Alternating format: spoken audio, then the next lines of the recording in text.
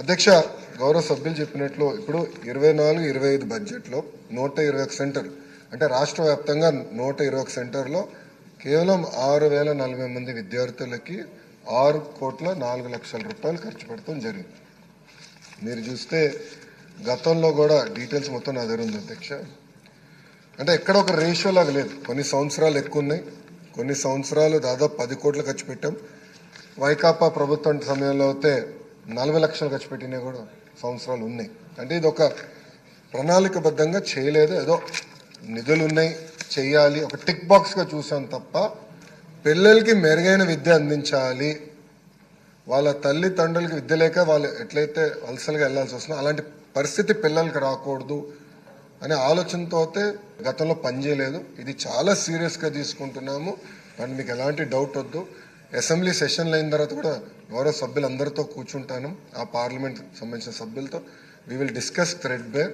అక్కడ కూడా మెరుగైన విద్య ఎట్లా అందించాలి, వాళ్ళ ఒకవేళ వేరే జిల్లాలకు వెళ్ళినప్పుడు అక్కడ ప్రభుత్వ పాఠశాలలో విసులుబాట కూడా కల్పించే విధంగా చేసే బాధ్యత మన ఇండియా ప్రభుత్వం తీసుకుంటుంది.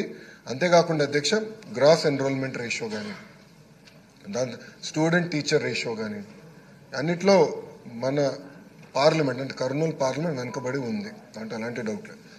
వచ్చే 3 సంవత్సరాలు అందరూ అక్కడున్న శాసనసభ్యులు అందరం కలిసికట్టుగా పనిచేద్దాం. Let us work together. అక్కడున్న సిఎస్ఆర్ ఫండ్స్ ఉన్నాయండి, సర్వశిక్ష అభియాన్ ఫండ్స్ ఉన్నాయండి, లేదంటే ఎడ్యుకేషన్ డిపార్ట్మెంట్స్ ఫండ్స్ ఉన్నాయండి. 3 కన్వర్జెన్స్ చేసి పెద్ద ఎత్తున ఫోకస్ చేయాల్సిన అవసరం ఉంది.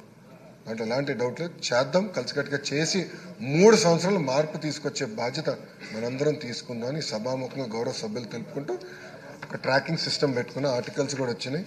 ఏ పేపర్లో వచ్చినా కూడా మేము చాలా సీరియస్గా తీసుకుంటున్నాం. అంటే బ్లూ మీడియాలో వచ్చినా కూడా ఆర్టికల్ బ్లూ మీడియాలో వచ్చిన ఆర్టికల్కి వెయిట్ ఉందా లేదా రివ్యూ చేసిన తర్వాత నిర్ణయం తీసుకుంటున్నాం.